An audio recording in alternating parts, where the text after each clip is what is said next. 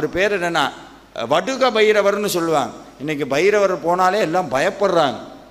குருமுளகில் தீபம், பூசணிக்கால தீபம், இளநீல தீபம், தேங்காய் மாங்காய் எதில் தீபம் போடணும்னு கிடையாது, எல்லாத்துலேயும் போட்டாச்சு. தீபம் போடாத பொருள் பாவம் செஞ்ச பொருள். ஆனால் வடுகன்னா குழந்தைன்னு அர்த்தம். பைரவருக்கு என்னென்னா யாரெல்லாம் சிவபூஜை, சுவாமிக்கு பேர் சேத்திரபாலகர்னு ஒரு சொரூபம் உண்டு. பைரவ பூஜை பண்ணுற புண்ணியம் முருகனை பூஜை பண்ணாலும் கிடைக்கும்.